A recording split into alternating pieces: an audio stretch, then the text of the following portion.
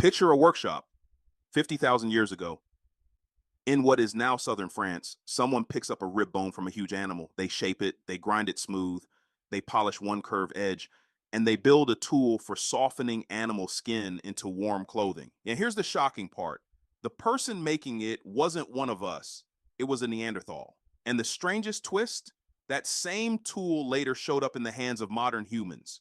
So, did we steal it from them? Stay till the end. The last part will completely change how you think about ancient humans.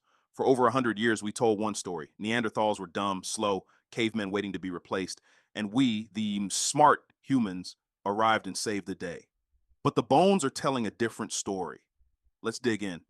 First, forget what technology means today. It's not just phones and engines. Glue is technology, rope is technology, a perfectly balanced spear is technology. Even turning a stiff, rotting animal hide into soft winter clothing is technology. Behind every one of these sits deep knowledge: which stone breaks the right way, which bone bends without snapping, how to heat bark into sticky glue without ruining it.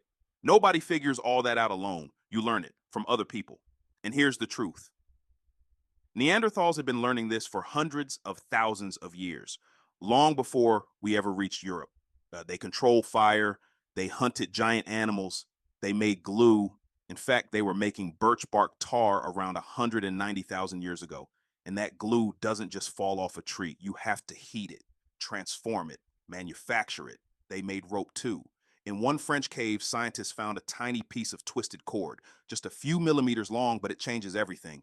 Because once you can make cord, you can make nets, traps, bags, clothing ties, a whole world of tools that rotted away and vanished forever. Then there's that bone hide tool. Scientists found several in Neanderthal layers. And here's the kicker: they appear before this exact tool became common among modern humans. So maybe, just maybe, we copied it from them. But wait, it's not that simple. Because a rib is naturally curved and hide is naturally tough. Two groups could invent the same tool without ever meeting. Nature doesn't need to hold a meeting for two smart species to reach the same idea. So, how do we know contact even happened? Because of something incredible. We didn't just live near Neanderthals, we had children with them. Some of the earliest modern humans in Europe had Neanderthal ancestors just a few generations back. And even today, if your family comes from outside Africa, you still carry a little Neanderthal DNA inside you. Right now, think about that. People who shared children could easily have shared glue, shared tools, shared survival tricks. A tool doesn't need a battlefield to travel, it just needs one person watching another, one trade, one curious child who remembers. But here's what really matters: this was never geniuses versus cavemen.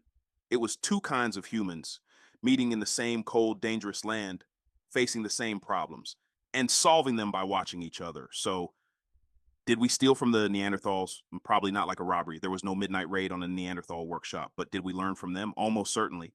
And they learned from us. And here's the part that stays with you: when you watch a video to learn something, when you copy a skill from someone smarter, when you pass knowledge to your kids, you're doing the oldest human thing there is.